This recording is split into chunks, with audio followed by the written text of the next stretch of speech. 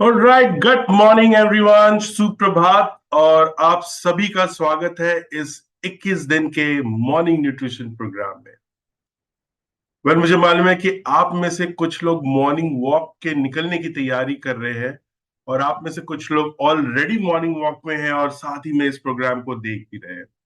कोई शायद अपना फंक्शनल ड्रिंक बना रहा है, और आप में से कुछ लोग ऐसे हैं जो ऑफिस जाने की तैयारी कर रहे हैं। और अगर आप मुंबई में हैं तो आप वोट देने की तैयारी करें कि आज मुंबई में वोटिंग है और वोट देना जरूरी है। ये आपका कर्तव्य है और आपकी जिम्मेदारी है। और इसी तरह से आपका हेल्थ और आपकी फैमिली का हेल्थ आपका कर्तव्य है और आपकी जिम्मेदारी है। आज 7वां दिन है इस प्रोग्राम का। और पिछले 6 दिन में हमने देखा कि हेल्थ क्यों जरूरी है और इस पे आज ही क्यों काम करना जरूरी है। कब और क्या खाना जरूरी है, और इनर क्लॉक के बारे में हमने समझा।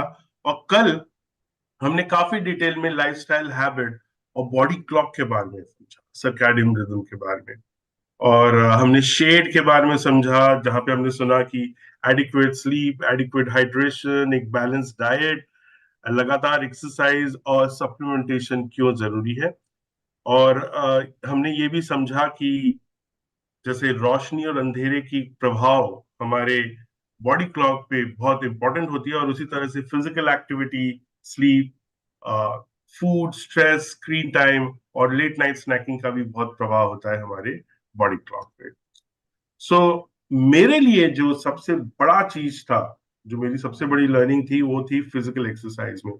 मैं नॉर्मली ऑफिस से आता हूँ, उसके बाद शाम को वॉक के लिए जाता हूँ। कल हमने समझा कि सबसे बेहतर टाइम जो एक्सरसाइज का होता है वो या तो सुबह होता है या अर्ली इवनिंग में, not late evening.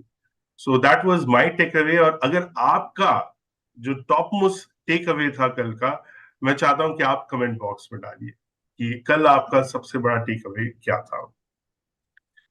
So that was what we had yesterday, जो हमने सीखा। बिना समय व्यर्थ करते हुए आज टॉपिक इंट्रोड्यूस करने के लिए मंच पे बुलाना चाहूंगा डॉक्टर श्याम रामकृष्ण को। डॉक्टर राम श्यामकृष्ण जो डायरेक्टर है इनोवेशन एंड साइंस के, और वो हेड करते हैं इंडिया और साउथ एशिया मार्केट को।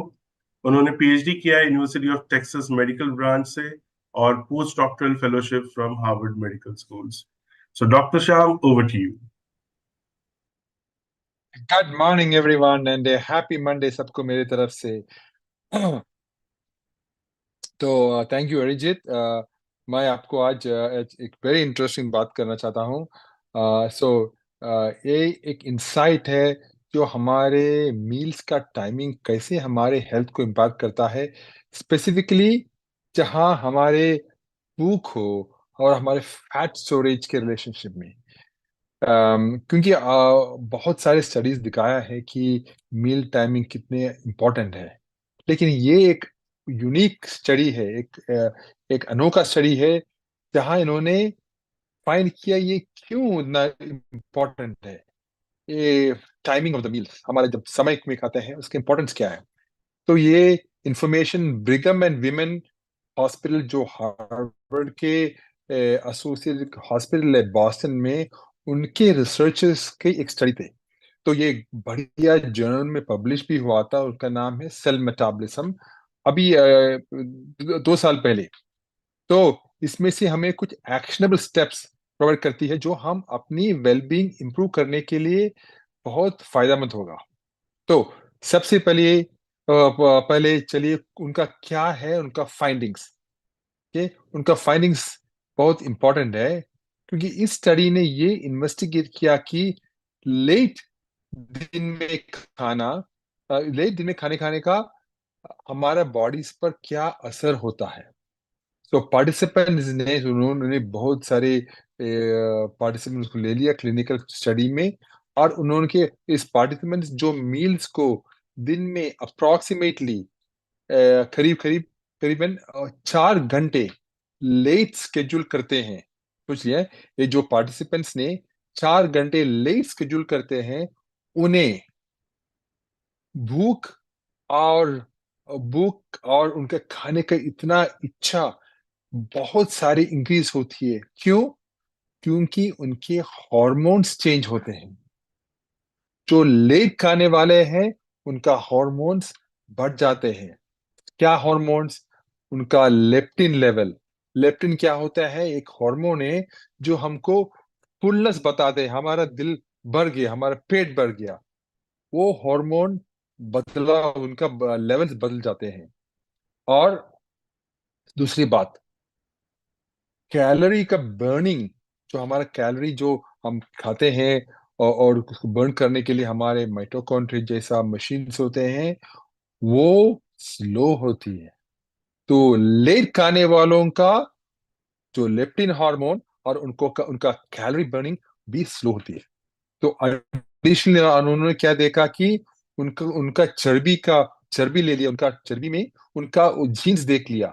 और उन्होंने क्या, एक एक बहुत अमेजिंग फैक्ट फाइंड किया, क्योंकि उनका वो जो जीन्स है जो हमारे फैट को स्टोरेज करते हैं, हम हमारे फैट को पकड़ कर रखते हैं और हमारे फैट को बढ़ाते हैं, वो भी बढ़ गया। राइट? और जो हमारे बॉडी का मैकेनिज्म है जो फैट को ब्रेक डाउन करते हैं, वो कम हो गया।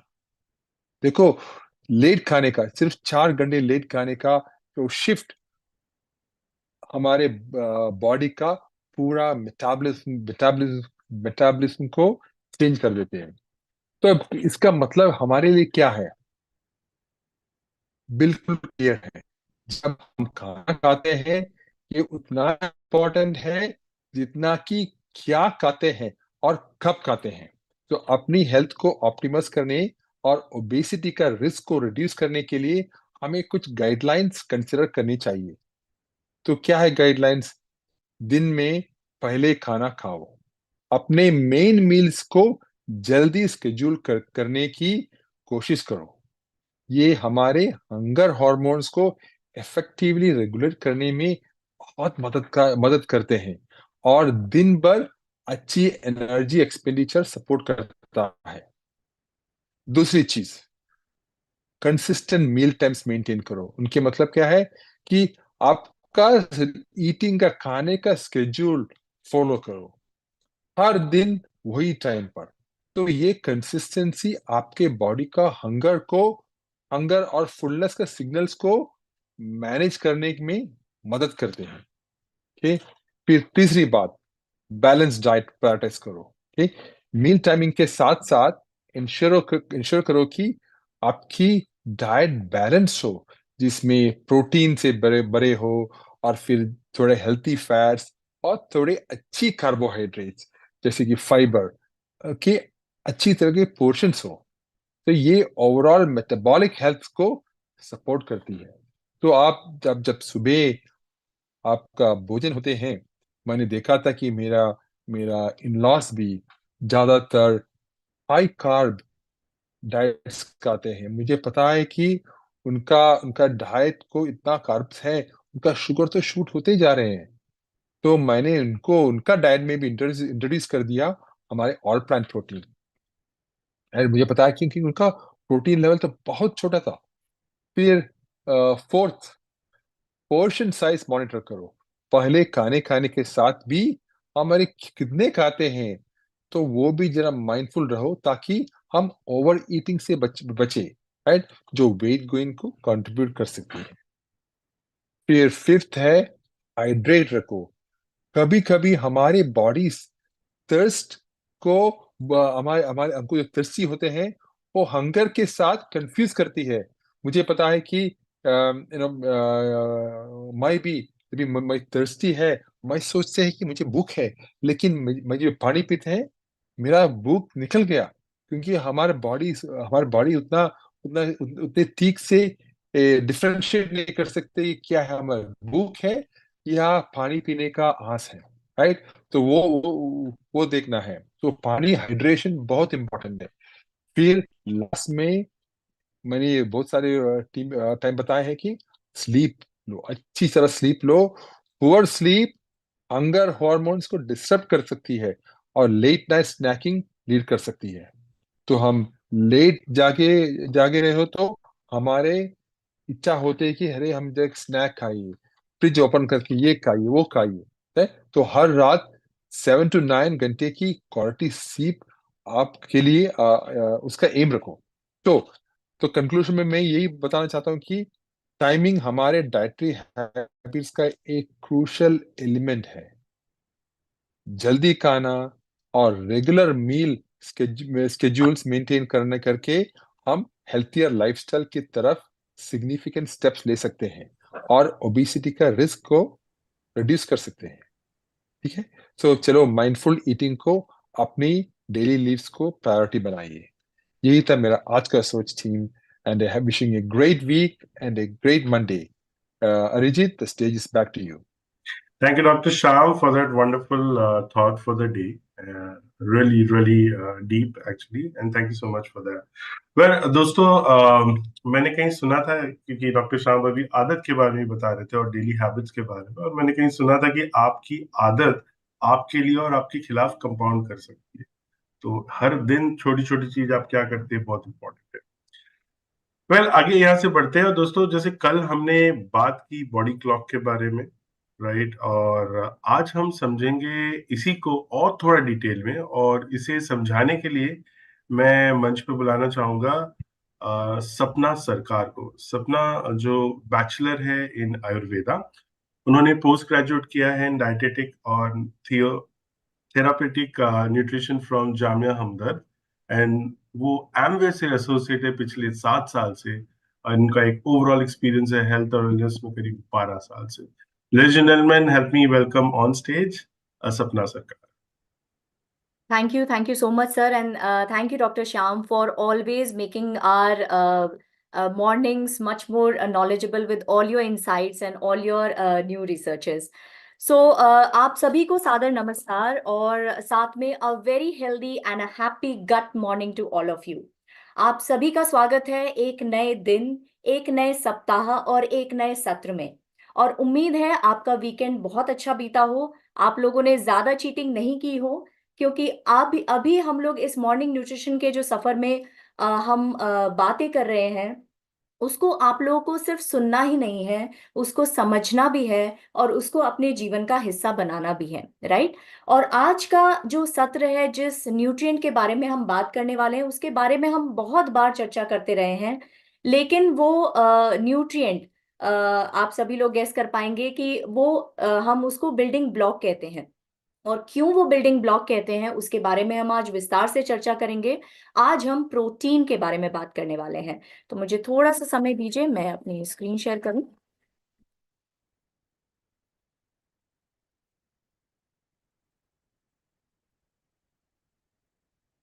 तो मुझे बताइएगा अगर मेरी स्क्रीन विजिबल है तो।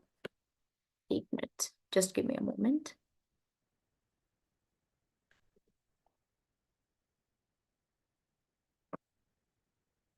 सर, विजिबल है मेरी स्क्रीन?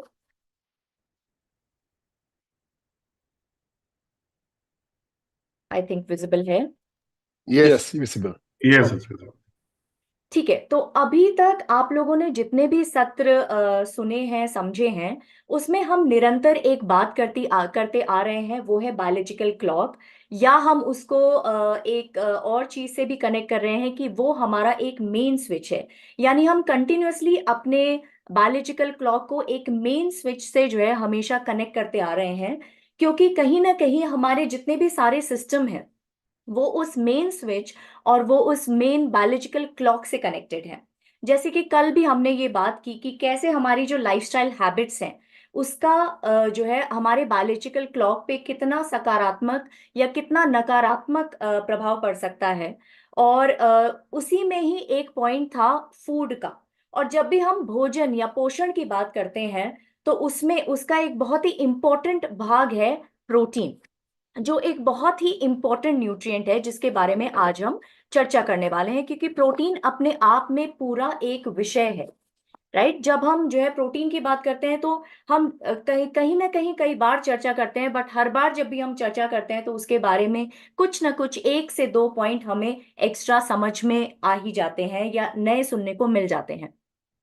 तो चलिए, आप लोगों से एक प्रश्न से शुरुआत करती हूँ कि क्या आप प्रोटीन के बिना अपने जीवन की कल्पना कर सकते हैं या अपने अस्तित्व की कल्पना कर सकते हैं? क्या आप ये मानते हैं कि हम सभी लोग प्रोटीन के बने हैं? इसका जवाब मैं देख पा रही हूँ चैट में। ममता जी ने बोला है यस, सत्या जी ने भी बोला है यस।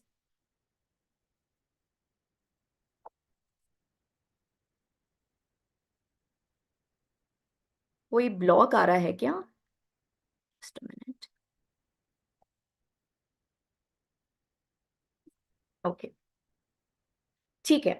तो आप सभी लोग सही हैं कि हाँ, हम प्रोटीन के ही बने हुए हैं। काफी लोग मिक्स्ड रिएक्शंस आ रहे हैं, तो चलिए मैं आपको एक एग्जांपल देती हूँ कि अगर आप अपने शरीर में सिर्फ पानी और फैट रखें तो क्या आप अपने शरीर की कल्पना कर सकते हैं? बिकॉज उसके अलावा बाकी जो कुछ भी है वो प्रोटीन का बना हुआ है।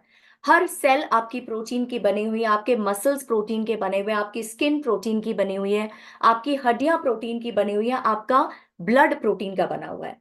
तो ये तो अब तय हो गया है कि प्रोटीन के बिना इस शरीर की और एक अच्छे स्वास्थ्य की कल्पना भी करना मुश्किल है, और इसीलिए हम प्रोटीन को बिल्डिंग ब्लॉक भी कहते हैं।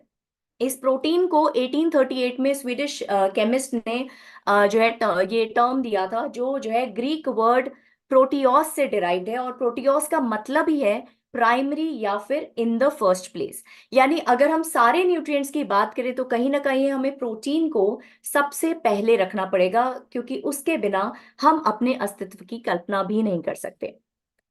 तो चलिए अब कुछ फैक्ट्स एंड फिगर्स की बात कर लेते हैं।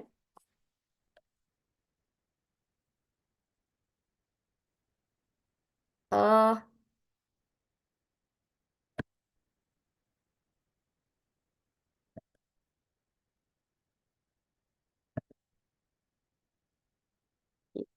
Just give me a moment. Sir मेरी स्क्रीन विजिबल है ना? आगे Yeah, your screen is visible. Just give me a moment, मैं दोबारा से एक बार शेयर कर लेती हूँ क्योंकि ये स्क्रीन आगे मूव नहीं हो रही है।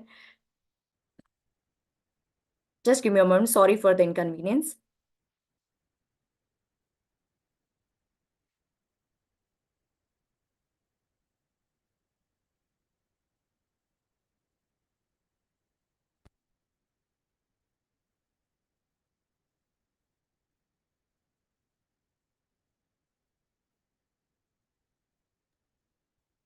राइट। तो अब चलिए थोड़े से फैक्ट्स एंड फिगर्स की बात कर लेते हैं, वो भी इंडिया के परिप्रेक्ष्य में, और हम बात कर रहे हैं अवेयरनेस के तौर पे। और अगर आप देखेंगे कि यहाँ पे जो है इंडिया के बारे में अगर हम बात कर रहे हैं तो कहीं ना कहीं जो है 10 में से 8 लोगों का जो है जो फूड है वो प्रोटीन डेफिशिएंट है, और 10 में से 9 लोगों को तो उनकी रिक्वायरमेंट पता ही नहीं है, क्योंकि जब तक उनको रिक्वायरमेंट ही पता नहीं होगी तब तक वो उसके ऊपर एक्शन भी नहीं ले पाएंगे। तो अभी आगे आने वाली कुछ स्लाइड्स सिर्फ फैक्ट्स एंड फिगर्स के ऊपर है, ताकि आप ये समझ सकें कि कितनी अवेयरनेस, अगर हम अपने कंट्री की बात करें तो प्रोटीन के बारे में कितने सारे मिथ्स और कितनी सारी जो है अवेयरनेस की कमी है। ठीक है, तो चलिए हम नेक्स्ट स्लाइड पे जाते हैं। तो यहाँ पे IMRB ने जो है 2017 में जो है एक सर्वे किया था, जिसमें सैंपल साइज 1260 था, जिसमें 59% वेजिटेरियन लोग थे एंड 41% जो है, सॉरी 59% नॉन वेजिटेरियन लोग थे और 41% वेजिटेरियन थे, जिसमें से 75% अपनी प्रोटीन रिक्वायरमेंट को लेके कंप्लीटली अवेयर थे, और उसमें से भी 88% का जो प्रोटीन इंटेक था वो उनकी रिक्वायरमेंट से काफी कम था।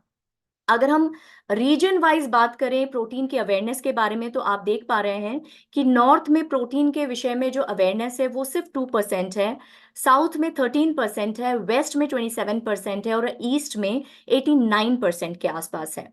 तो कहीं ना कहीं ये फैक्ट्स एंड फिगर्स थोड़ा सा चिंताजनक है कि हमें अभी अवेयरनेस ही नहीं है, और इस वजह से हमारे जो डाइट में प्रोटीन का जो पोजीशन होना चाहिए वो काफी कम है।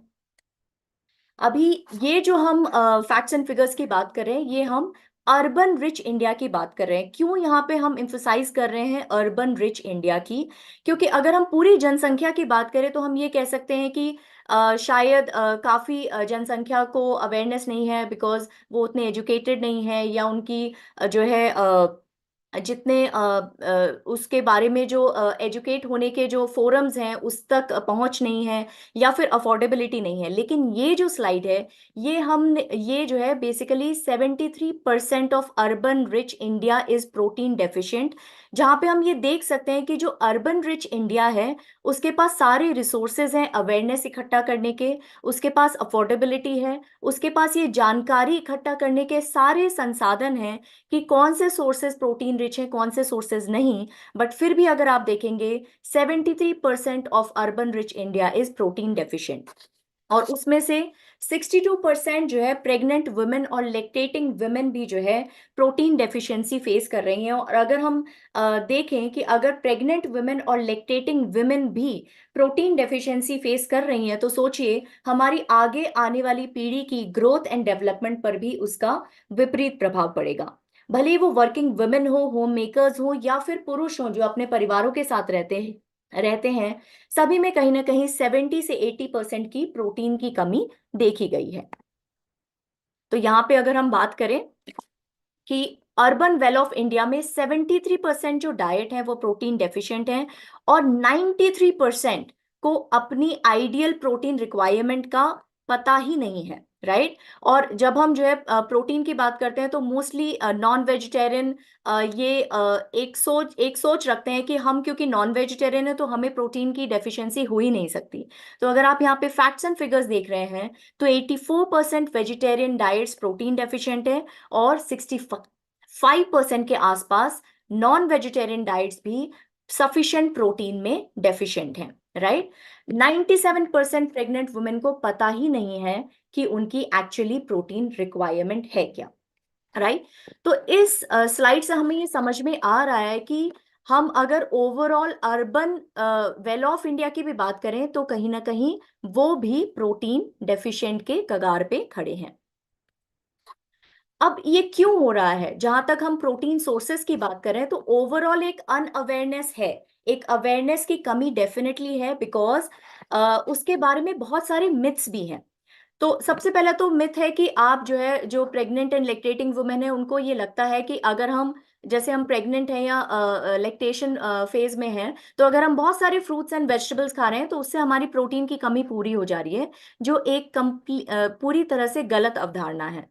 दूसरी तरफ कुछ लोग सोचते हैं कि हाँ, मैं समझ रही हूँ आपके लिए विश्वास करना थोड़ा मुश्किल है, क्योंकि आप हमसे जुड़े हुए हैं और आपको पता है कि प्रोटीन के सोर्सेस क्या हैं, प्रोटीन की इंपॉर्टेंस क्या है। बट अगर ग्राउंड रियलिटी में जाएंगे तो आपको ये सारे सवाल डेफिनेटली दिखाई देंगे, या लोग ये पूछते हुए सुनाई देंगे आपको कि हम तो बहुत सारा ग्रीन लीफी वेजिटेबल खाते हैं, या हम बहुत सारा फ्रूट्स एंड वेजिटेबल्स खाते हैं, तो फिर क्यों हमें प्रोटीन अलग से लेने की जरूरत है। और तीसरी चीज कि जैसे हम प्रोटीन रिच डाइट की बात करते हैं या प्रोटीन के बारे में बात करते हैं, तो एक अवधारणा है सबके मन में कि अगर हम प्रोटीन खाएंगे तो वो हमारी हेल्थ के लिए बुरा है, भले ही वो हमारी किडनी से रिलेटेड है, भले ही हमें यूरिक एसिड हो सकता है या हमारी किडनी खराब हो सकती है, या फिर अगर हम बहुत ज्यादा प्रोटीन खाएंगे तो उनके दिमाग में है कि इसका मतलब है कि सारे नॉन वेजिटेरियन सोर्सेस हमें ज्यादा खाने पड़ रहे हैं पड़ेंगे, जिसकी वजह से हमारा कोलेस्ट्रॉल लेवल वगैरह बढ़ सकता है। तो इन्हीं सब बातों को के प्रति अवेयरनेस, इन्हीं सब बातों के बारे में और चर्चा करने के लिए हम इस सत्र को आगे बढ़ाते हैं। तो चलिए सबसे पहले समझते हैं कि ये प्रोटीन है क्या, राइट। तो प्रोटीन बेसिकली बहुत कॉम्प्लेक्स मॉलिक्यूल है और जिसको हम building blocks of the body कहते हैं। ये जब हम प्रोटीन खाते हैं तो बॉडी आपकी बॉडी उसको उसी तरह से एब्जॉर्ब नहीं कर सकती है, तो ये ब्रेक डाउन होती है अपनी स्मॉलेस्ट यूनिट में, जिसको हम अमीनो एसिड कहते हैं। तो यानी डाइजेशन के बाद आपके ब्लड में जो प्रोटीन जाता है वो अमीनो एसिड के फॉर्म में जाता है। जैसे जब हम कार्बोहाइड्रेट खाते हैं तो ग्लूकोज के फॉर्म में जाता है, जब हम फैट्स खाते हैं तो फैटी एसिड के फॉर्म में जाता है। वैसे ही जब हम प्रोटीन खाते हैं तो डाइजेशन के बाद ये ब्लड में हमारे अमीनो एसिड में के फॉर्म में अब्जॉर्ब होता है। अब ये अमीनो एसिड आप समझ लीजिए बिखरे हुए मोती हैं, राइट। जब ये जो है ब्लड में आपके डिफरेंट स्ट्रक्चर्स को बनाने के लिए इन मोतियों को अलग अलग सीक्वेंस में कई सारे अमीनो एसिड के अलग अलग अमीनो एसिड मिलके अलग अलग सीक्वेंस में मिलके आपकी बॉडी में जाके अलग अलग तरह के प्रोटीन के स्ट्रक्चर बनाते हैं। आप देखिए कितनी वैरायटी है आपकी बॉडी में प्रोटीन के फॉर्म में। आपके पास मसल के फाइबर्स हैं, आपके पास हीमोग्लोबिन के फॉर्म में जो है ट्रांसपोर्टिंग प्रोटीन है, आपके पास स्किन के फॉर्म में जो है कोलाजन इलास्टिन है। तो इनके स्ट्रक्चर्स बहुत ज्यादा डिफरेंट है, और ये डिपेंड करता है कि ये जो अमीनो एसिड है ये किस सीक्वेंस में जुड़े हुए हैं, किन किन अमीनो एसिड के कॉम्बिनेशन में बने हुए हैं, और इसी तरह से ये आपकी बॉडी में अलग अलग तरह के प्रोटीन के स्ट्रक्चर्स बनाते हैं। चलिए अब थोड़ा सा इसका जो है मेटाबॉलिज्म समझ लेते हैं। तो जैसे हम किसी भी फॉर्म में डाइटरी प्रोटीन्स खाते हैं, वो भले प्लांट बेस्ड है एनिमल बेस्ड है, तो सबसे पहला जो उसका वो ब्रेक डाउन होते हैं वो बेसिकली स्टमक में होता है। स्टमक में आपको पता है कि एक बहुत ही स्ट्रॉन्ग एसिड मिलता है HCl हाइड्रोक्लोरिक एसिड, और एक स्पेसिफिक एंजाइम होता है पेप्सिन। इनफैक्ट ये पेप्सिन भी एक पेप्टाइड एंजाइम ही है, प्रोटीन का ही बना हुआ एंजाइम है जो प्रोटीन को ही ब्रेक डाउन में हेल्प करता है। तो स्टमक में जाके जो है ये प्रोटीन का ब्रेक डाउन होता है, वहां से फिर वो स्मॉल इंटेस्टाइन में जाता है, जहाँ पे प्रोटीज एंजाइम की सहायता से ये फर्दर स्मॉल पेप्टाइड्स और अमीनो एसिड में कन्वर्ट होता है, और वहां से वो ब्लड स्ट्रीम में जाता है। और फिर ये डिफरेंट अमीनो एसिड अलग अलग कॉम्बिनेशन में अलग अलग स्ट्रक्चर में अलग अलग सीक्वेंस में जाके आपके बॉडी के डिफरेंट प्रोटीन स्ट्रक्चर्स को बनाने का काम करते हैं। अब जब हम अमीनो प्रोटीन्स की बात करते हैं, तो प्रोटीन का स्मॉलेस्ट यूनिट क्या है? Amino acid. यानी ओवरऑल जितने भी प्रोटीन्स बने होते हैं वो अमीनो एसिड के बने हुए होते हैं। और इसको अगर हम दो कैटेगरीज में डिवाइड करें, तो दो कैटेगरीज इसकी कौन सी हैं? एक तो essential amino acid and non essential amino acid. तो क्या आप समझते हैं कि अगर नॉन इसेंशियल अमीनो एसिड जो टर्मिनोलॉजी है वो कह रही है नॉन इसेंशियल, तो क्या ये हमारी बॉडी के लिए जरूरी नहीं है? यस या नो?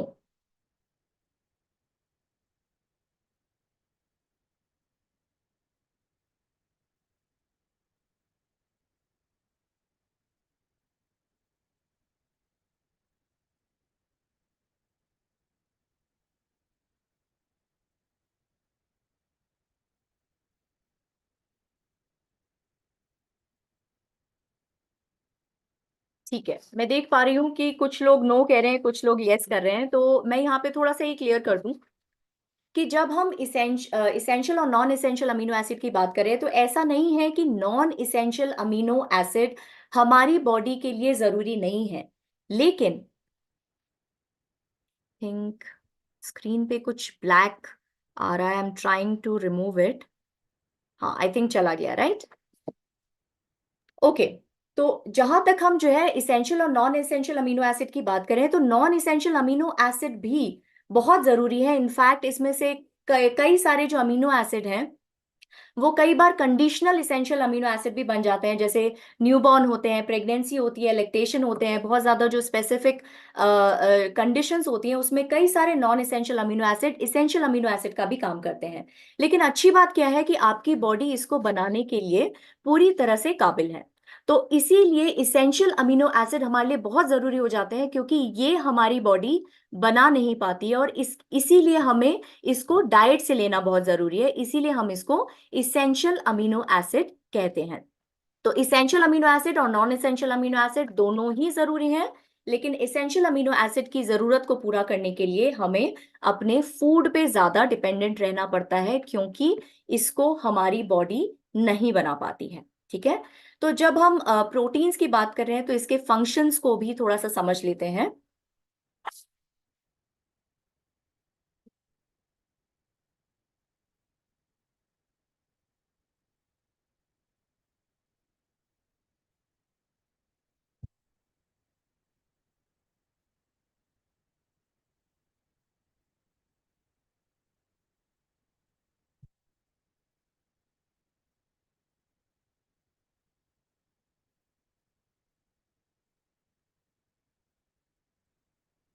मैं बार बार मिस कर जा रही हूँ, एक मिनट, सॉरी फॉर दिस।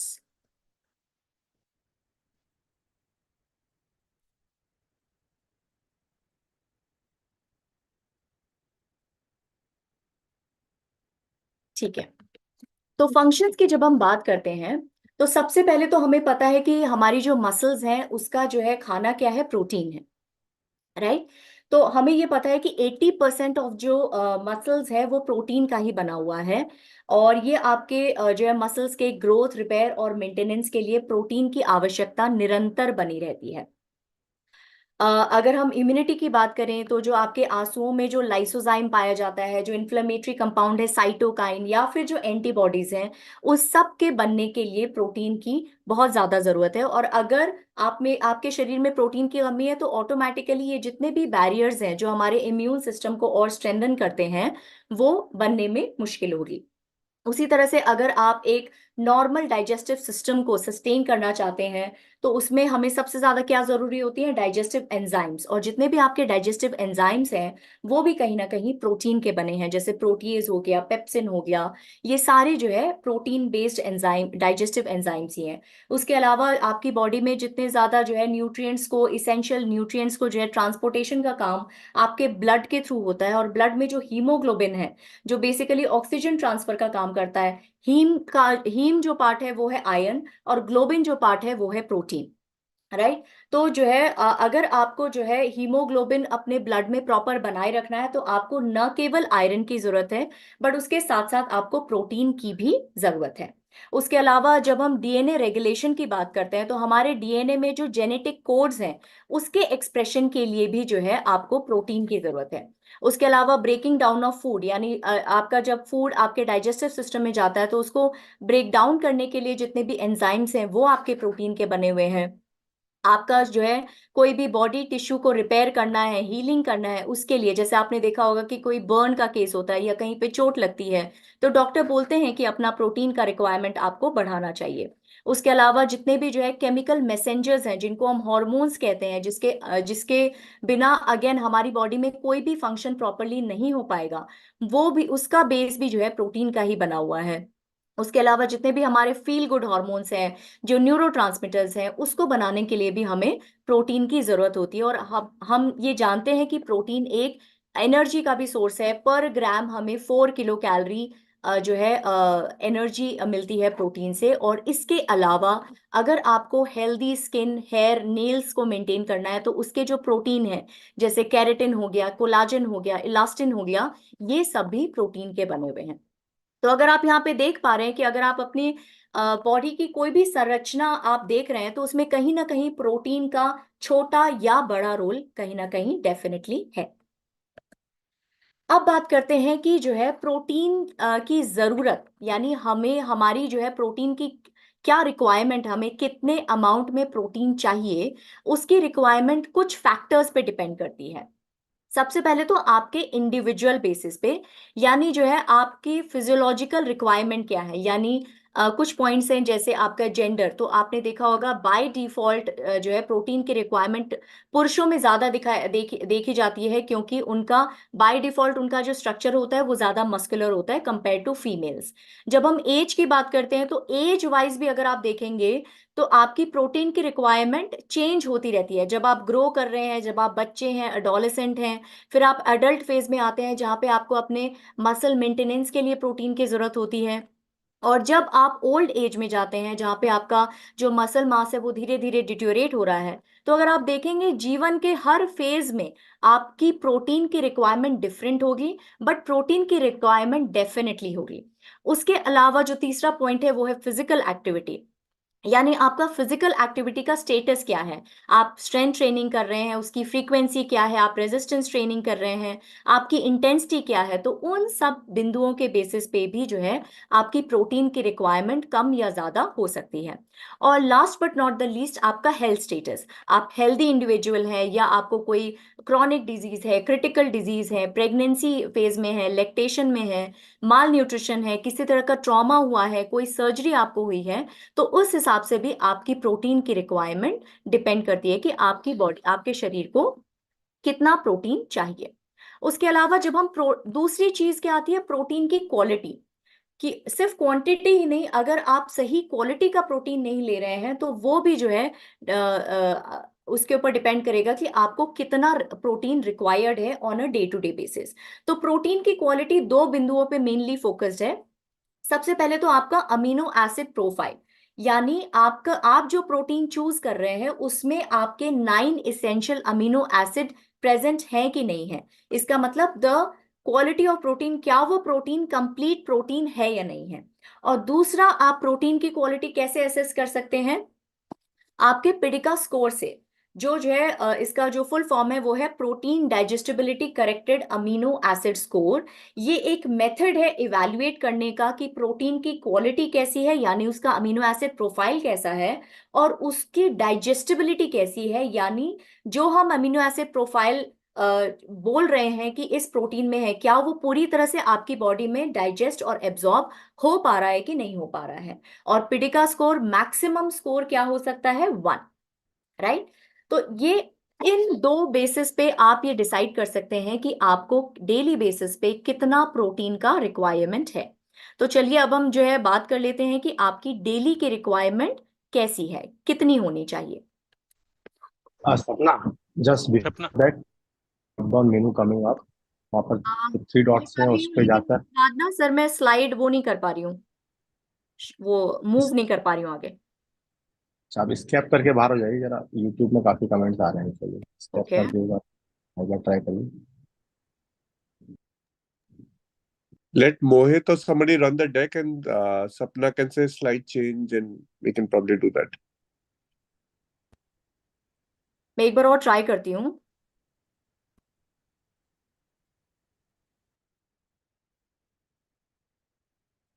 देख पा रहे हैं आप?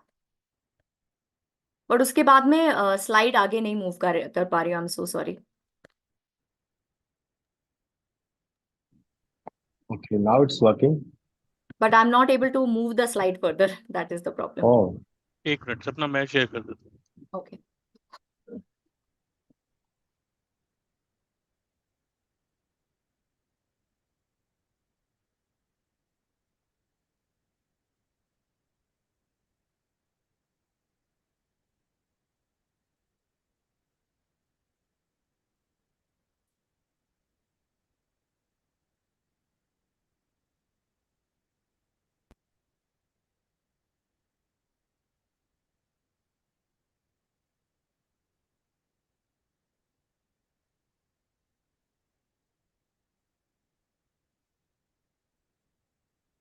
चलिए तो अब जो है हमने ये समझ लिया कि किन दो बिंदुओं के आधार पर आप ये डिसाइड करेंगे कि आपकी बॉडी की डेली रिक्वायरमेंट क्या है। And as per the regulatory authorities अगर हम देखेंगे तो नेक्स्ट स्लाइड में हम समझ पाएंगे कि आपकी डेली रिक्वायरमेंट कितना होना चाहिए। Next slide please. तो यहाँ पे आप देखिए कि आपकी प्रोटीन की रिक्वायरमेंट, जैसे हमने कहा कि फिजिकल एक्टिविटी पे डिपेंड करती है, जेंडर पे डिपेंड करती है, तो यहाँ पे फिजिकल एक्टिविटी के हिसाब से बताया हुआ है कि आपकी डेली की प्रोटीन की रिक्वायरमेंट कितनी है। तो अगर आप यहाँ पे देखेंगे कि सेडेंट्री इंडिविजुअल के हिसाब से 0.8 ग्राम पर केजी बॉडी वेट, अगर आप जो है एथलेटिक एक्टिविटीज में इन्वॉल्व हैं तो 1.1 टू 1.4 ग्राम पर केजी बॉडी वेट, अगर आप एंड्योरेंस एथलीट हैं तो 1.2 टू 1.4 ग्राम पर केजी बॉडी वेट, और अगर आप वेट लिफ्टिंग या स्ट्रेंथ ट्रेनिंग में इन्वॉल्व हैं तो 1.2 टू 1.6 ग्राम पर केजी बॉडी वेट के हिसाब से आपकी प्रोटीन रिक्वायरमेंट होनी चाहिए। बट दुख की बात यह है कि हम उतना भी नहीं अपनी जरूरत के हिसाब से उतना भी कंप्लीट नहीं कर पा रहे हैं। तो इसके बाद बात आती है कि हमने समझ लिया कि हमारी प्रोटीन की रिक्वायरमेंट है क्या। अब दूसरा सवाल आता है कि when to consume protein in the day. तो आपको क्या लगता है कि प्रोटीन कब कंज्यूम करना सबसे अच्छा रहेगा? आपसे ये जवाब जानना चाहूंगी।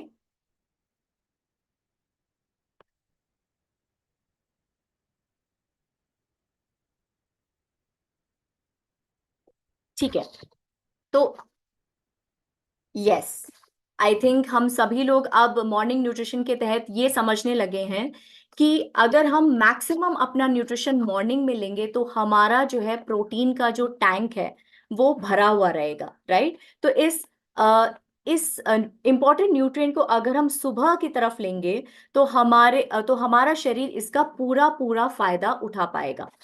राइट। तो अगर हमारी मॉर्निंग की न्यूट्रिशन प्रोटीन से भरपूर है तो वो सबसे अच्छा रहेगा, ताकि आप पूरे दिन भर की एनर्जी के लिए, अपने मेटाबॉलिक फंक्शंस के लिए को भली भांति चलाने के लिए पूरी तरह से तैयार रहेंगे।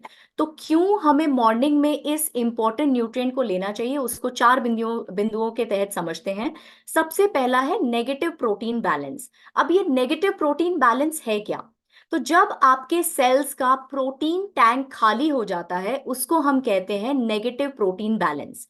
ये कब होता है? जब आप रात भर के स्टार्वेशन के बाद, जब आपकी बॉडी ऑलरेडी अपना हीलिंग प्रोसेस कर रही है, अपना जो है मेंटेनेंस कर रही है, अपना ग्रोथ, रिपेयर, इन सारी चीजों में इन्वॉल्व हो रही है। तो क्या हो रहा है कि हर सेल में जो प्रोटीन है वो यूज हो जा रहा है, जितने भी अमीनो एसिड हैं वो यूटिलाइज हो गए हैं।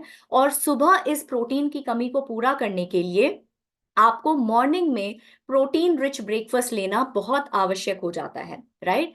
ताकि आपके जो मेटाबॉलिक फंक्शंस हैं उसके लिए आपके सेल्स के पास सफिशिएंट क्वांटिटी में प्रोटीन पूरी तरह से हो। दूसरी चीज, ये डेफिनेटली अगर आप मॉर्निंग में प्रोटीन ले रहे हैं तो ये आपके मेटाबॉलिक रेट को बूस्ट करता है, बिकॉज आपको पता है कि रात की तरफ आपका मेटाबॉलिज्म कंपैरेटिवली स्लो होता है और दिन की तरफ आपका मेटाबॉलिज्म कंपैरेटिवली हाई रहता है। साथ में आपको पता है कि प्रोटीन जो है आपके मसल मास को जो है इम्प्रूव करने के लिए, उसको स्ट्रेंथन करने के लिए जो है यूटिलाइज होता है। और जितना आपका हायर मसल मास रहेगा उतना आपका मेटाबॉलिज्म बूस्टेड रहेगा।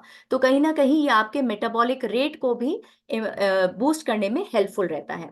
तीसरी चीज, ये आपके बॉडी को सस्टेन्ड एनर्जी देता है। सस्टेन्ड एनर्जी यानी क्योंकि प्रोटीन धीरे धीरे बॉडी में डाइजेस्ट होता है, तो ये आपके बॉडी को एनर्जी भी धीरे धीरे देता है। यानी लंबे समय तक आपको, अगर आपने अपना ब्रेकफास्ट प्रोटीन रिच खाया है तो लंबे समय तक आपको ये एनर्जी महसूस होती रहेगी और सडन एनर्जी क्रैश नहीं होगा।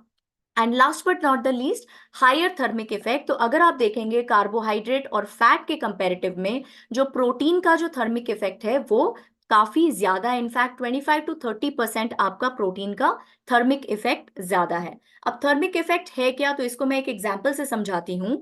कि मान लीजिए आपने 100 कैलोरी का एक कोई फूड खाया है, प्रोटीन रिच फूड खाया है, लेकिन आपकी बॉडी को मिलते समय वो सिर्फ 75 कैलोरी मिलेगा, बिकॉज 25 कैलोरी आपकी बॉडी ने ऑलरेडी यूज कर ली है उस प्रोटीन को डाइजेस्ट करने के लिए। तो ये बेसिकली आपका हायर थर्मिक इफेक्ट है, जहां पे body 25% of the calorie already use कर लेती है उस पर्टिकुलर फूड को डाइजेस्ट करने के लिए, जो कंपैरेटिव टू कार्बोहाइड्रेट जो सिर्फ 5 to 10% उसका थर्मिक इफेक्ट है, और जो फैट है 0 to 3% ही उसका थर्मिक इफेक्ट है, उसके कंपैरेटिव में काफी ज्यादा है। अब समझ लेते हैं कि ये कैसे, अगर आप इसको मॉर्निंग में ले रहे हैं तो ये किस किस तरह से आपकी बॉडी को हेल्प कर रहा है, आपके स्वास्थ्य को मेंटेन करने में हेल्प कर रहा है। तो क्यों हम इसको प्रेफरेबली मॉर्निंग में ले रहे हैं, तो एक ऑब्जर्वेशनल स्टडी हुई थी। ये मसल मास को इम्प्रूव करता है, इसके बारे में एक ऑब्जर्वेशनल स्टडी हुई थी जहां पे जो सब्जेक्ट्स उनको 2 ग्रुप्स में डिवाइड किया गया था।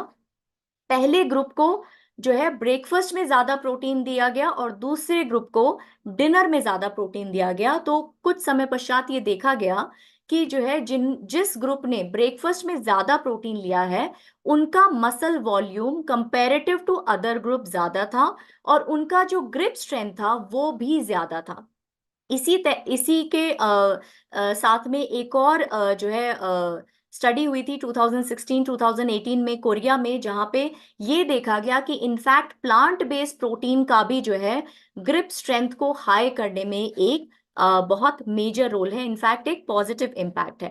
तो ओवरऑल अगर आप ब्रेकफास्ट अपना प्रोटीन रिच रख रहे हैं तो वो आपके मसल मास को इम्प्रूव कर रहा है, ये इस स्टडी से जो है प्रूव हो गया। और साथ ही वो आपको क्या दे रहा है, आपके मेटाबॉलिज्म ऑप्टिमल हो रहा है, यानी आपका मेटाबॉलिज्म अपने मैक्सिमम लेवल पे काम कर रहा है, आपका मेटाबॉलिक हेल्थ इंप्रूव हो रहा है, आपकी फिटनेस इंप्रूव हो रही है, और आपकी overall over the period of time आपकी जो क्वालिटी ऑफ लाइफ है वो भी इंप्रूव्ड दिखाई देगी।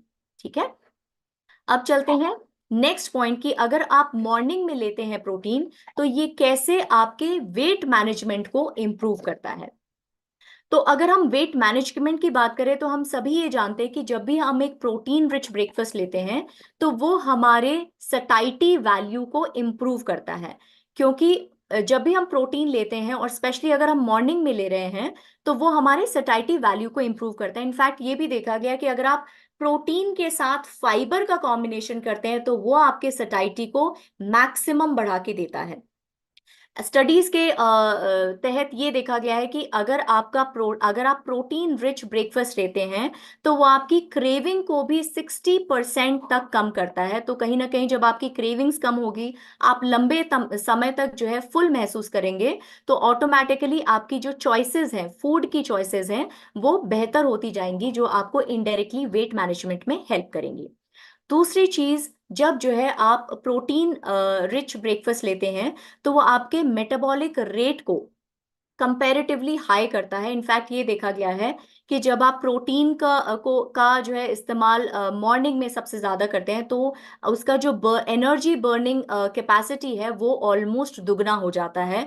और इन दो बिंदुओं की वजह से हम ये समझ सकते हैं कि अगर आप मॉर्निंग में अपना न्यूट्रिशन प्रोटीन रिच रख रहे हैं तो वो आपको एक इफेक्टिव वेट मैनेजमेंट भी देने में मदद करेगा या सहायक होगा।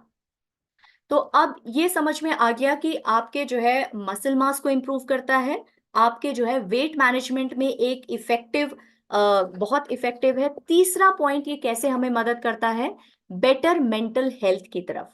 तो आपने देखा होगा कि, अगर आप समझें इस बात को कि ब्रेन आपकी डेली एनर्जी का 20% तक कंज्यूम करता है। तो अगर आपको एक बेटर मेंटल हेल्थ चाहिए, अगर आपको दिन भर में बेटर फोकस चाहिए, आपका मूड बेटर होना चाहिए, आपकी प्रोडक्टिविटी अच्छी रहे, तो उसके लिए बहुत जरूरी है कि आपका जो प्रोटीन का टैंक है वो मॉर्निंग में फुल रहना चाहिए, राइट? ताकि आपके जो उससे जो आपके जो एनर्जी लेवल है वो लंबे समय तक अच्छे रहें। इनफैक्ट जो है आप ये भी समझें कि जब आप प्रोटीन रिच ब्रेकफास्ट लेते हैं तो उससे आपके जो इंसुलिन स्पाइक्स हैं वो सडन इंसुलिन स्पाइक्स नहीं होते हैं, जिसकी वजह से आपके ब्लड में जो ग्लूकोज लेवल है वो लंबे समय तक स्टेबल रहता है। जब लंबे समय तक ग्लूकोज लेवल स्टेबल रहेगा तो ऑटोमेटिकली वो आपको सस्टेन्ड एनर्जी देता रहेगा। एंड हम सभी ये जानते हैं कि प्रोटीन को डाइजेस्ट होने में थोड़ा टाइम लगता है, क्योंकि ये स्टमक से धीरे धीरे डाइजेशन की इंटेस्टाइन में जाता है और वहां से धीरे धीरे ब्लड में आता है।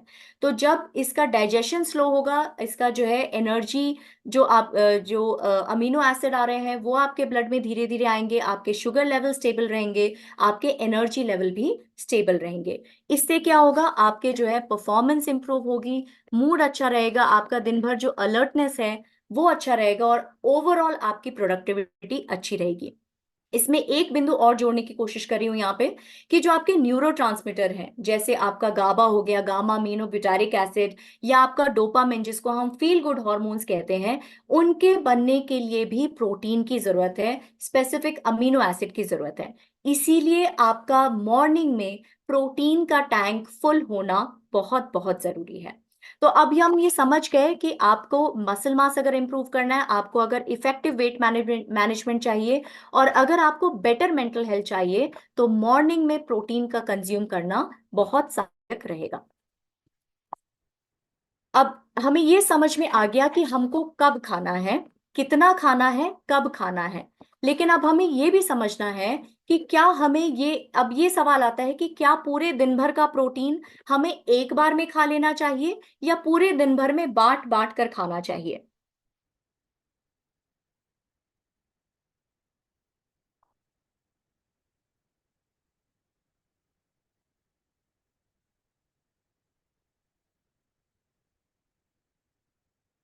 तो यहाँ पे मैं जवाब देना चाहूंगी कि पूरे दिन भर में अगर आप डिवाइड करके खाएंगे तो वो जो है ज्यादा बेहतर रहेगा, बिकॉज फिर आपके पूरे दिन भर के जो मेटाबॉलिक फंक्शंस हैं उसके लिए आपके पास प्रोटीन भरपूर मात्रा में रहेगा।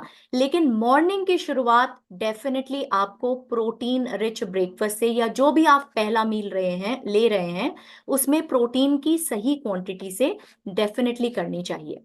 क्योंकि अगर आप हमारे इंडियन डाइट को देखें तो कॉमन प्रैक्टिस क्या है कि जो प्रोटीन का कंजम्पशन है वो ब्रेकफास्ट में लोएस्ट है और डिनर में हाईएस्ट है।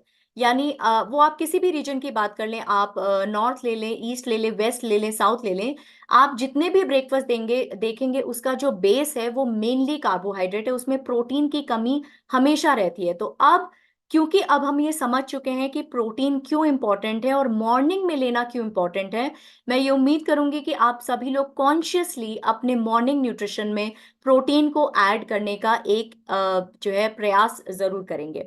क्योंकि क्लिनिकल स्टडी के हिसाब से आपने ये देख लिया है कि अगर हम जो है प्रोटीन रिच ब्रेकफास्ट करते हैं वर्सेस पुअर प्रोटीन, तो अगर हम जैसे अभी हमने जो देखा था कि अगर हमारा ब्रेकफास्ट प्रोटीन रिच है या जो है अगर हमारा ब्रेकफास्ट पुअर जिसमें प्रोटीन की मात्रा कम है, तो उस हिसाब से अगर देखा जाए उसका रिजल्ट क्या आया था कि जिन लोगों का ब्रेकफास्ट प्रोटीन रिच है उनका मसल मास इंक्रीज्ड रहता है। तो इसलिए आपके स्वास्थ्य के डिफरेंट एस्पेक्ट्स को जो है पूरा करने के लिए ये जरूरी हो जाता है कि आप अपने ब्रेकफास्ट में प्रोटीन की मात्रा को बनाए रखें और बढ़ाए रखें। चलिए अब नेक्स्ट स्लाइड में हम ये समझेंगे कि अगर हम प्रोटीन ले रहे हैं तो प्रोटीन को लेने की हमारी प्रॉपर स्ट्रैटेजी क्या होनी चाहिए, यानी अगर हम अपनी मॉर्निंग को प्रोटीन रिच बनाना चाहते हैं या ओवरऑल न्यूट्रिशन को हम प्रोटीन रिच बनाना चाहते हैं, तो उसके लिए हमें किन बिंदुओं का ध्यान रखना पड़ेगा ताकि हमारा जो शरीर है वो उसका सही और अधिकतम इस्तेमाल कर सकें। तो कौन से ऐसे वो 4 बिंदु हैं जो हमने अभी डिस्कस किए। सबसे पहले तो ये समझिए कि आपकी एक्टिविटी के हिसाब से आपका जो डेली प्रोटीन इनटेक है वो कितना है। उसके बाद ये देखिए कि आप जो प्रोटीन चूज कर रहे हैं उसकी क्वालिटी क्या है, यानी उसका अमीनो एसिड प्रोफाइल क्या है, क्या वो कंप्लीट प्रोटीन है कि नहीं है। तो जनरली अगर हम प्रोटीन क्वालिटी की बात करते हैं तो उसको हम अगेन 2 तरह से डिवाइड करते हैं, complete protein and incomplete protein. तो मोस्टली जितने भी जो है एनिमल बेस्ड प्रोटीन होते हैं वो कंप्लीट प्रोटीन की कैटेगरी में आते हैं क्योंकि उसमें सारे के सारे 9 इसेंशियल अमीनो एसिड मिलते हैं। लेकिन जब हम इनकम्प्लीट प्रोटीन की बात करते हैं तो सोया के अलावा मोस्टली जितने भी प्लांट बेस्ड प्रोटीन है वो इनकम्प्लीट प्रोटीन है क्योंकि उसमें 1 से 2 अमीनो एसिड की कमी हमेशा रहती है। तो अगर हम उसमें और इसीलिए जो है अगर हम प्लांट बेस्ड प्रोटीन है तो आपने देखा होगा कि हम हमेशा से जैसे राजमा चावल खाते हैं या दाल चावल खाते हैं ताकि वो एक कंप्लीट प्रोटीन बन जाए। जो तीसरा बिंदु है जिस पे हमें ध्यान देना है वो है प्रोटीन की टाइमिंग। पहले तो मॉर्निंग में तो प्रोटीन रखना ही रखना है और उसके अलावा भी बाकी जो प्रोटीन का रिक्वायरमेंट है वो पूरे दिन भर में आप डिस्ट्रीब्यूट करके लीजिए रादर देन एक बार में, क्योंकि ये देखा गया है कि आप एक बार में 25 to 30 gram maximum protein easily digest and absorb कर सकते हैं, राइट। तो प्रोटीन की टाइमिंग के साथ साथ प्रोटीन का डिस्ट्रीब्यूशन भी समझना बहुत जरूरी है। चलिए अब नेक्स्ट स्लाइड की तरफ बढ़ते हैं। तो यहाँ पे हमने कुछ प्रोटीन के सोर्सेज जो है दिखाए हुए हैं। तो यहाँ पे आप देखिए प्लांट बेस्ड प्रोटीन भी है, एनिमल बेस्ड प्रोटीन भी है। लेकिन जब हम देख रहे हैं तो एनिमल बेस्ड प्रोटीन बहुत कम है, इनफैक्ट प्लांट बेस्ड प्रोटीन बहुत ज्यादा है। लेकिन फिर भी हमारे ब्रेकफास्ट में प्रोटीन की कमी हमेशा साफ झलकती है, भले ही वो कोई सा भी रीजन हो। तो अगर हम थोड़ी सी क्रिएटिविटी, थोड़ा सा इमेजिन और थोड़ी सी बेसिक तैयारी कर लें तो हमारा मॉर्निंग न्यूट्रिशन भी प्रोटीन से भरपूर हो सकता है।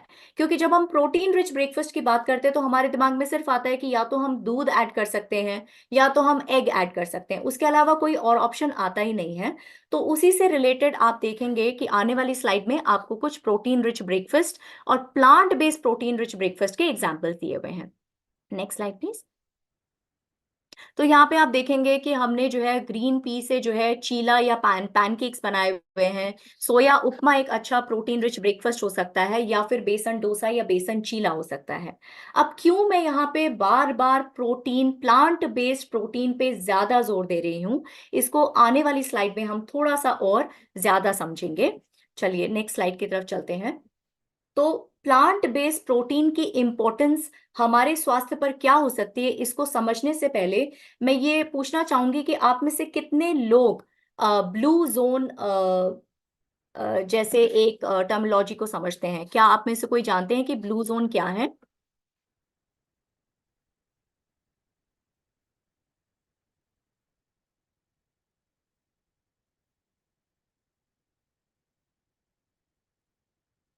ओके, ठीक है, मुझे आंसर्स मिल रहे हैं। ब्रिजेश जी बोल रहे हैं, सतिंदर जी बोल रहे हैं कि ब्लू जोन वो जानते हैं। ठीक है, जो जानते हैं और जो नहीं भी जानते उनके लिए मैं बता दूं कि ब्लू जोन दुनिया के वो क्षेत्र हैं जहां पर पॉपुलेशन, जो जनसंख्या है उसका, उसके जो अधिकांश लोग हैं वो अपनी उम्र से ज्यादा जीते हैं। और अपनी उम्र से ज्यादा जीते हैं, मैं कहने का मतलब है रोग मुक्त जीते हैं। इसका मतलब उनका जो क्वालिटी ऑफ लाइफ है वो बहुत ही अच्छा है। अब उसके पीछे की जो है वजह जानने की कोशिश करते हैं। तो यहाँ पे आप देख पा रहे हैं उसके पीछे की चार वजह हैं। सबसे पहले तो उनका फूड मेजरली प्लांट बेस्ड है, और वो जब खाते हैं तो वो मॉडरेशन में खाते हैं, वो कभी भी अपनी लिमिट से ज्यादा नहीं खाते हैं।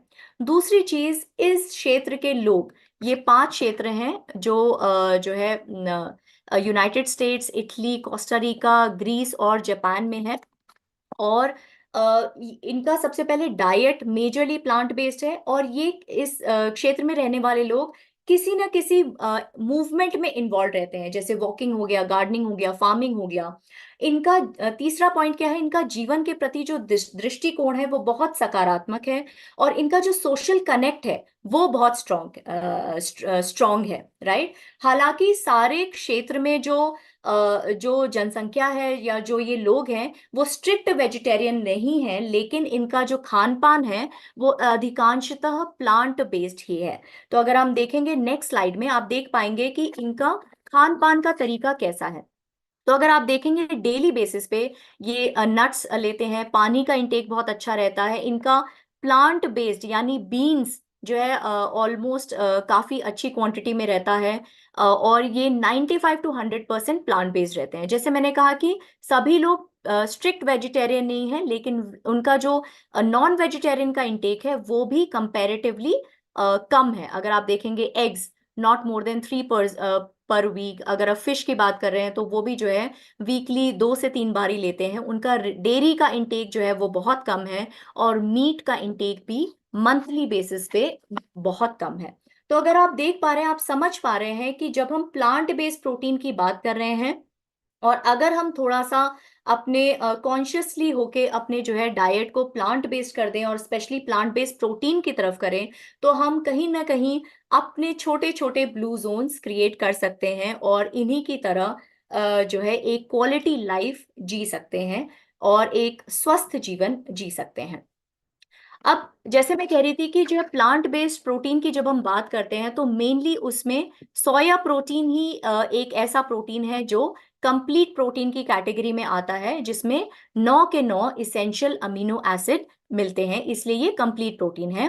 दूसरी चीज, इसकी डाइजेस्टिबिलिटी बहुत अच्छी है, और ये आइसोफ्लेवॉन्स में रिच है। आइसोफ्लेवॉन्स बेसिकली जो है सोयाबीन में पाए जाने वाला एक स्पेशल कंपोनेंट है, और इसका आपके डिफरेंट सिस्टम्स पे बहुत ही पॉजिटिव इम्पैक्ट है, बहुत ही हेल्दी इम्पैक्ट है। आपका जो हार्ट हेल्थ है उसको इम्प्रूव करने में हेल्प करता है। आपका जो मेनोपॉज के बाद जो बोन लॉस होता है, जो कैल्शियम लॉस होता है, उसको प्रिवेंट करने में हेल्प करता है। और साथ ही साथ इसको सुपर न्यूट्रिएंट कहा जाता है इसके एंटीऑक्सीडेंट और एंटी इन्फ्लेमेटरी बेनिफिट्स के कारण। उसके अलावा आजकल के टाइम पे अगर आप देखें तो बहुत सारे लोग लैक्टोज इंटॉलरेंट हैं। तो जो लोग लैक्टोज इंटॉलरेंट हैं उनके लिए अगर हम कंप्लीट प्रोटीन की बात करें तो सोया प्रोटीन एक बहुत अच्छा सोर्स माना जा सकता है। और क्योंकि ये प्लांट बेस्ड है, ऑटोमेटिकली इसका जो सैचुरेटेड फैट है ये लो है, और ये जो है लो इन सैचुरेटेड फैट और कोलेस्ट्रॉल है। तो कहीं ना कहीं ये हमारे ओवरऑल स्वास्थ्य के लिए एक बहुत अच्छा ऑप्शन बन सकता है। Next slide please. तो अगर हम सोया प्रोटीन की बात करें तो कहीं ना कहीं एक मन में आता है कि शायद सोया प्रोटीन हमारे उतना इफेक्टिव नहीं होगा। अगर हम मसल सिंथेसिस की बात करें तो यहाँ पे हम इसको दो तरह से समझ सकते हैं सोया प्रोटीन के बेनिफिट्स को। सबसे पहले एनाबॉलिक। तो अगर हम मेटाबॉलिज्म की बात करें उसको दो कैटेगरी में डिवाइड करते हैं। अगर हम कुछ भी बन रहा है हमारी बॉडी में उसको हम एनाबॉलिज्म कहते हैं, और कुछ भी हमारी बॉडी में टूट फूट रहा है उसको हम कैटाबॉलिज्म कहते हैं। तो सोया प्रोटीन का अगर हम एनाबॉलिक इफेक्ट देखें मसल सिंथेसिस में, तो it is as comparable as the whey protein also. तो इसीलिए जो है अगर हम सोया प्रोटीन को muscle mass improve, lean muscle mass improve करने के लिए भी इस्तेमाल करें तो वो कहीं ना कहीं उसका पॉजिटिव इम्पैक्ट रहेगा हमारे मसल मास गेन के लिए। तो यहाँ पे अगर हम सोया प्रोटीन को मसल्स के परिप्रेक्ष्य में अगर देखें तो ये हमारे लीन बॉडी मास को इम्प्रूव करता है, एंड्योरेंस और स्ट्रेंथ को इम्प्रूव करता है, एक्सर्शन को कम करता है, और जो मसल का जो वेयर एंड टेयर है उसको भी कम करने में मदद करता है। अगर हम बियॉन्ड एनाबॉलिक यानी जो हमारे बाकी सिस्टम्स हैं उसके ऊपर इसका अगर पॉजिटिव इम्पैक्ट देखें तो ये हमारे heart health, bone health, weight management और ओवरऑल मेटाबॉलिक हेल्थ को भी इंप्रूव करने में मददगार है। Next slide please. तो अभी अगर हम बियॉन्ड एनाबॉलिक इफेक्ट्स को अगर हम थोड़ा सा और डिटेल में समझेंगे तो हार्ट हेल्थ को कैसे इंप्रूव करता है, बिकॉज ये जो है सैचुरेटेड फैट्स और कोलेस्ट्रॉल में लो है तो ये आपके टोटल कोलेस्ट्रॉल को कम करता है, आपके जो बैड कोलेस्ट्रॉल है उसको कम करता है और ट्राइग्लिसराइड को कम करता है। इस तरह से ये आपके हार्ट हेल्थ को इंप्रूव करने में सहायक है। अगर हम बोन हेल्थ की बात करें तो ये कैल्शियम लॉस को, स्पेशली मेनोपॉजल वुमेन में कैल्शियम लॉस को कम करने में मदद करता है, तो कहीं ना कहीं ये बोन मिनरल डेंसिटी को भी इंप्रूव करता है। मेटाबॉलिक हेल्थ की बात करें तो ये आपको एक सटाइटी की फीलिंग देता है और जो है आपका जो एनर्जी एक्सपेंडिचर को उसको बढ़ाता है और इनडायरेक्टली आपके वेट मैनेजमेंट में हेल्प करता है, बिकॉज जो आपके ब्लड शुगर को प्रॉपरली मेंटेन रखता है, आपके फैट बर्निंग को इम्प्रूव करता है, आपके लीन बॉडी मास को इम्प्रूव करता है। तो कहीं ना कहीं आप देख पा रहे हैं कि सोया प्रोटीन की जब हम बात करते हैं वो सिर्फ मसल्स ही नहीं, इनफैक्ट बियॉन्ड मसल्स यानी anabolic, beyond anabolic effects of soya protein की बात करें तो हमारे जो मेजर सिस्टम्स हैं, heart health, metabolic health, weight management, bone health, उन सभी में इस सोया प्रोटीन का एक पॉजिटिव इम्पैक्ट देखने को मिलता है। Next slide please. अब सोया प्रोटीन के आसपास बहुत सारे मिथ्स एंड फैक्ट्स हैं और जब आप ग्राउंड में जाते हैं, आप जब लोगों से मिलते हैं तो डेफिनेटली ये सवाल ये जो गलत अवधारणाएं हैं ये डेफिनेटली आप इसका सामना जरूर करते होंगे और कहीं ना कहीं आप सबके मन में भी ये रहता होगा कि सोया प्रोटीन अगर हम ज़्यादा क्वांटिटी में लेंगे, कंटिन्यूस लेंगे तो क्या ये सारी प्रॉब्लम हो सकती हैं कि नहीं हो सकती हैं। तो इन गलत अवधारणाओं को जो है पूरी तरह से निरर्थक साबित करने के लिए ये स्लाइड हमने यहाँ पे स्पेशली रखी है ताकि आपके पास सारे जवाब हों जब भी सोया प्रोटीन से रिलेटेड कुछ भी गलत अवधारणा आपके सामने आ रही है। तो सोया प्रोटीन ये कहा जाता है कि जो है वो आपके रिप्रोडक्टिव हॉर्मोन्स को अफेक्ट करता है, तो ये पूरी तरह से गलत है। सोया प्रोटीन में डेफिनेटली आइसोफ्लेवोन्स प्रेजेंट होते हैं जो फाइटोएस्ट्रोजन कैटेगरी में आते हैं, लेकिन करंट स्टडीज में कहीं भी ये सजेशन या कंक्लूजन नहीं है कि सोया का कोई सिग्निफिकेंट रोल है मेल फीमेल हार्मोन्स को अफेक्ट करने के लिए। दूसरी चीज आपने ये सुना होगा कि सोया अगर हम खाएंगे तो अर्ली प्यूबर्टी शुरू हो जाएगी, यानी जो मेच्योरिटी है वो जल्दी आ जाएगी, तो ये भी बिल्कुल गलत अवधारणा है। कोई भी रिसर्च ये कंक्लूड नहीं करती है कि सोया के सेवन से प्यूबर्टी जल्दी शुरू हो जाती है। तीसरी चीज आपने बहुत कॉमनली ये सुना होगा कि soya is bad for your thyroid, यानी सोया आपके थायराइड के लिए बैड है। यहाँ पे मैं समझा दूं कि जिसके पास भी एक हेल्दी थायराइड ग्लैंड है, जिनको थायराइड का प्रॉब्लम है उनको तो डेफिनेटली डॉक्टर का कंसेंट या डॉक्टर से सजेशन लेना चाहिए, बट जिनका भी थायराइड हेल्दी है, जिनके थायराइड वैल्यूज बिल्कुल ठीक हैं, उसमें कहीं भी किसी भी रिसर्च में ये कंक्लूड नहीं हुआ है कि सोया एक हेल्दी थायराइड के लिए बुरा ऑप्शन है। अगर आपका थायराइड हेल्दी है तो उसका सोया का उस ग्लैंड के ऊपर कोई भी विपरीत प्रभाव नहीं पड़ता है। और चौथी चीज आपने ये बहुत कॉमनली सुना होगा कि सोया एलर्जीज बहुत कॉमन है, लेकिन यहाँ पे मैं फिर से ये समझा दूं कि सोया एलर्जीज जो परसेंटेज है वो कंपैरेटिव टू दूध या कंपैरेटिव टू नट्स बहुत बहुत कम है, बहुत लेस परसेंटेज है। जिनको सोया से एलर्जी है डेफिनेटली उनको निश्चय ही सावधानी बरतनी चाहिए, लेकिन सोया एलर्जी का परसेंटेज बहुत कम है और इसको कुछ हद तक डाइजेस्टिव सिस्टम को इम्प्रूव करके इसको ओवरकम भी किया जा सकता है। लेकिन जिनको सोया की प्रूवन एलर्जी है उनको निश्चय ही सावधानी बरतनी चाहिए। अब क्यों हम यहाँ पे मिथ्स एंड फैक्ट्स की बात कर रहे हैं, ma'am sir back last the back slide please.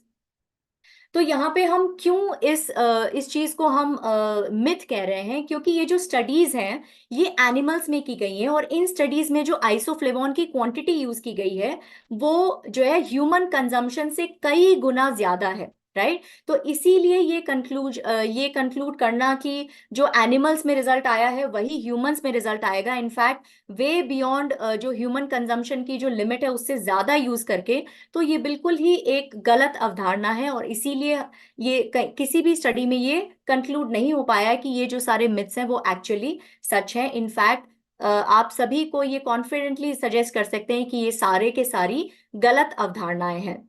अगर हम जो है साउथ ईस्ट एशिया की बात करें, जहाँ पे स्टेपल फूड ही सोया है, सोया पेस्ट है, सोया जो है सॉस है, तो इसका मतलब अगर वहां पे सोया स्टेपल फूड है तो उनके तो सारे रिप्रोडक्टिव हॉर्मोन्स हे वायर हो जाने चाहिए थे, उनकी सारे गर्ल्स बॉयज की प्यूबर्टी अर्ली हो जानी चाहिए थी, या उन सभी को थायराइड प्रॉब्लम हो जानी चाहिए थी। तो कहीं ना कहीं अब आप ये समझ सकते हैं कि सोया का आपके इन सारी गलत अवधारणाओं का जो एक सोया जो है इन सारी गलत अवधारणाओं, फैक्ट यही है कि सोया का इन सारी चीजों पे कोई गलत प्रभाव नहीं पड़ता है।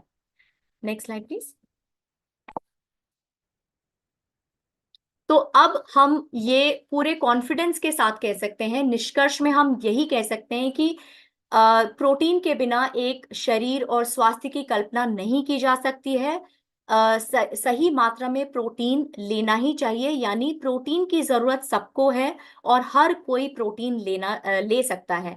कितना लेना है, कब लेना है, कैसे लेना है, ये ध्यान में रखते हुए तो हर सत्र के साथ हम ये उम्मीद करते हैं कि आप हर दिन और ज्यादा शाइन करते रहें। और आई थिंक अभी तक आप ऑलरेडी शाइन कर रहे होंगे, तो अभी नेक्स्ट स्लाइड में हम समझेंगे कि एक्चुअली शाइन है क्या। आई थिंक अगर आप यहाँ पे कुछ ऑप्शंस दिए हुए, हेल्दी ऑप्शंस दिए हुए हैं, प्लांट बेस्ड प्रोटीन को आप कैसे अपने डाइट में इंक्लूड कर सकते हैं। ब्रेकफास्ट में आप जैसे मूंग दाल चीला ले सकते हैं, चिकपी सैलेड ले सकते हैं, अलग अलग तरह की स्मूदीज ले सकते हैं, जो है पनीर भुर्जी ले सकते हैं, मसाला चना ले सकते हैं, पीनट्स ले सकते हैं। लंच और डिनर में राजमा, पालक पनीर, चना मसाला, दाल तड़का, ये सारे ऑप्शंस आप प्लांट बेस्ड प्रोटीन को अपने डाइट में इंक्लूड कर सकते हैं। अब चलते हैं शाइन की तरफ, और आई थिंक अभी तक आप सबको शाइन का मतलब पूरी तरह से समझ में आ गया होगा। अपने दिन की शुरुआत, हर दिन की शुरुआत एक सकारात्मक सोच के साथ करें, अपने न्यूट्रिशन में किसी तरह की कमी ना करें, अपना मॉर्निंग न्यूट्रिशन डेफिनेटली मिस ना करें। आप जो अचीव करना चाहते हैं उसके प्रति आपकी जो इंटेंशंस हैं वो बिल्कुल जो है क्लियर हो। हर दिन कुछ नया लर्न करें, इसीलिए हम हर दिन एक नए टॉपिक के साथ आपके सामने आते हैं, ताकि आप कुछ ना कुछ उस दिन नया लर्न कर सकें और अपनी डेली एक्सरसाइज कभी भी मिस ना करें। तो आगे आने वाली स्लाइड्स आई थिंक इसी के लिए और डिटेल में है। तो नेक्स्ट स्लाइड सर। ये ऑलरेडी हम न्यूट्रिशन अपना लेते रहिए, अपनी इंटेंशंस को क्लियर रखिए, क्या आप दिन भर में अचीव करना चाहते हैं, नया सीखते रहिए और साथ में एक्सरसाइज करते रहिए। और इसी के साथ जो है हर दिन हम आपके साथ नई रेसिपीज और नई एक्सरसाइज वीडियो के साथ आते हैं। तो टाइम हो गया है रेसिपी ऑफ द डे का।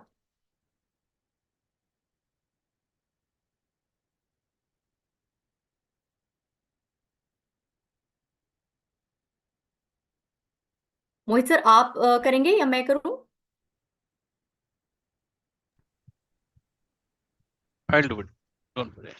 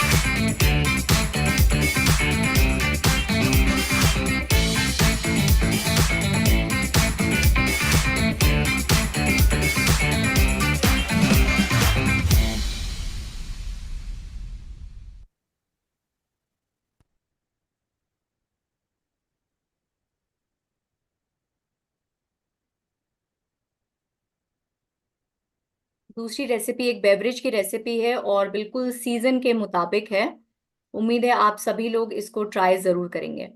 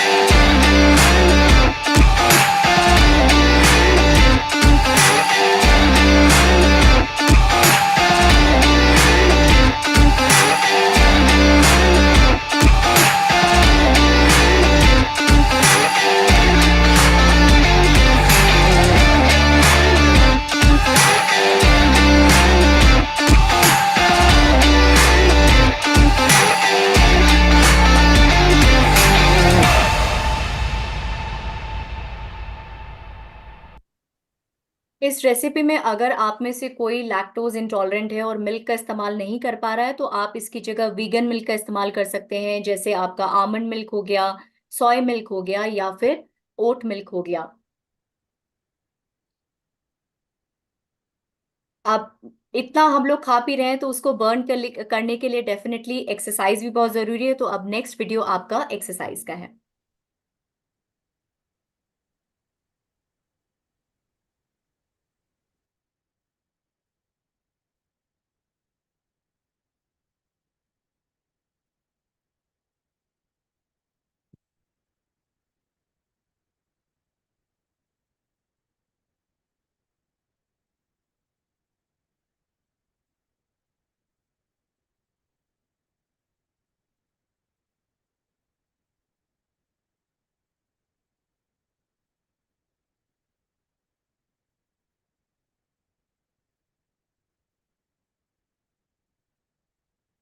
A very happy good morning everyone। आज हम करने वाले हैं कुछ ऐसा वर्कआउट जो हेल्प करेगा आपकी पूरी बॉडी में strength as well as stretch create करने में। हम स्टार्ट करेंगे डाउनवर्ड डॉग से, जिसको हम अधोमुख शवासन भी कहते हैं।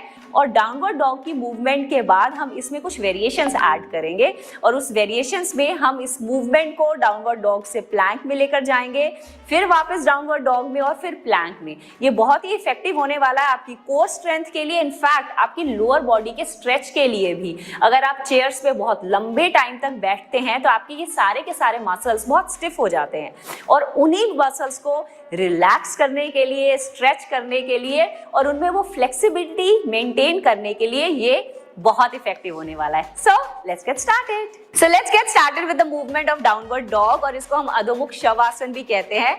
बट शवासन के नाम से don't get fooled around because ये बिल्कुल भी रिलैक्सिंग नहीं होने वाला है। Will come down on the force, which means आपके जो हाथ हैं वो शोल्डर्स के नीचे होंगे, आपके जो नीज हैं आपके हिप्स के नीचे होंगे। कोर को लंबा और टाइट करेंगे, अच्छे से गहरी सांस भरेंगे और सांस को छोड़ते हुए पंजों को अंदर स्क्वीज करते हुए स्ट्रेच करेंगे पीछे की तरफ। हील्स को मैट पे ले जाएंगे, अपने काफ मसल्स को, हैमस्ट्रिंग्स पे अच्छा सा प्रेशर फील करेंगे। आपने सांस छोड़ा है तो नाभि को अंदर की तरफ खींचते हुए पीछे की तरफ पुश करेंगे, मतलब ऐसे स्क्वीज करेंगे कि आपकी अपर बॉडी पूरी की पूरी अच्छे से अलाइन हो जाए। Feel that length in your spine. Feel that strength in your lower body as you hold this position. जितनी देर आप इस पोजीशन में रहेंगे आपके लिए बहुत फायदेमंद है कि एज यू कैन सी कि सारा का सारा जो ब्लड फ्लो है वो आपकी ब्रेन की तरफ आ रहा है। तो ये स्ट्रेस रिलीफ के लिए बहुत अमेजिंग पोज है, आपको अच्छे से रिलैक्स करता है। इनफैक्ट हेयर ग्रोथ के लिए बहुत अमेजिंग पोज है। और अगर किसी कारण से आपकी हील्स मैट तक नहीं जा रहे हैं तो आप वॉक द डॉग कर सकते हैं, मतलब सांस भरते और छोड़ते हुए घुटनों को अंदर की तरफ स्ट्रेच करेंगे और दूसरी लेग को बाहर की तरफ, इस तरह से। हम इस मूवमेंट को वॉक द डॉग कहते हैं और अगेन बहुत इफेक्टिव मूवमेंट है आपकी स्पाइन में वो लेंथ लाने के लिए, वो स्ट्रेच लाने के लिए। पूरे अच्छे से स्ट्रेच करेंगे, लेंथन करेंगे, फिर स्ट्रेच करेंगे, फिर लेंथन करेंगे, इस तरह से पूरा अच्छे से फील करेंगे इस मूवमेंट को। कम से कम 10 to 15 टाइम्स और 2 से 3 सेट करेंगे और फिर वापस सांस को छोड़ते हुए घुटनों पे और रिलैक्स करते हुए बाल आसन में। इस पोज के अंदर हम थोड़ी सी इंटेंसिटी ऐड कर सकते हैं by changing the move from downward dog to plank and then again back to downward dog. आइए ट्राई करते हैं। आप इसी तरह से स्टार्ट करेंगे, कोर को एंगेज करके रखेंगे। आप दोनों पंजों पे आते हुए डाउनवर्ड डॉग में जाएंगे, फिर लंबी गहरी सांस भरते हुए प्लैंक में आएंगे, फिर सांस को छोड़ते हुए डाउनवर्ड डॉग में जाएंगे, फिर सांस को भरते हुए प्लैंक, सांस को छोड़ते हुए, सांस को भरते हुए, सांस को छोड़ते हुए, सांस को भरते हुए, सांस को छोड़ते हुए। इसी तरह से 10 से 15 मूवमेंट करेंगे। Feel that strength and the stretch in your full body. ये बहुत ही अमेजिंग मूव है, बट वो सभी लोग जिनकी रिस्ट में हल्का सा पेन रहता है, आप इसी मूव को अपने एल्बोज पे भी कर सकते हैं। स्ट्रेच करेंगे और फिर वापस प्लैंक में। I hope you all enjoyed practicing this downward dog to plank movement. This is very effective movement और कोशिश करके again आप इसको हर दिन ऐड कर सकते हैं अपने शेड्यूल में। और अगर आप हर दिन नहीं कर पा रहे हैं तो मिनिमम 4 to 5 डेज तो जरूर कीजिएगा and see the change. It actually changes the overall mobility of your body. आपके वो सारे के सारे ज्वाइंट्स के आसपास के मसल्स जो स्टिफ बन जाते हैं ना, वो रिलैक्स हो जाएंगे और आप खुद इस बात को, इस चेंज को फील कर सकते हैं। So keep rocking. चलिए, रेसिपी हो गई, एक्सरसाइज हो गया, और मैं कुछ सवाल देख रही थी कि अगर आपको थायराइड प्रॉब्लम है या यूरिक एसिड की प्रॉब्लम है तो ये बहुत ज़रूरी है कि आप किसी भी प्रोटीन कंजम्पशन से पहले आपको हमेशा डॉक्टर से बात करनी है। डॉक्टर के कंसेंट के साथ ही जो वो येस या नो कहें उसी हिसाब से आपको जो है प्रोटीन का कंजम्पशन करना है। अपने आप कोई डिसीजन नहीं लेना है। प्रेजेंटेशन के दौरान जो भी टेक्निकल ग्लिचेस हुए उसके लिए मैं माफ़ी चाहती हूँ। और इसी के साथ आज का सेशन अंत की तरफ आ रहा है। कल हम फिर मिलेंगे एक नए टॉपिक के साथ। डे 8 में हमारा एक अगेन बहुत ही इंपॉर्टेंट टॉपिक आने वाला है, fats and its role in chrono nutrition. तो कल का जो है सेशन ज़रूर अटेंड करें। तब तक राइज करते रहिए, शाइन करते रहिए, इंस्पायर करते रहिए। आपका दिन शुभ हो, मंगलमय हो। धन्यवाद।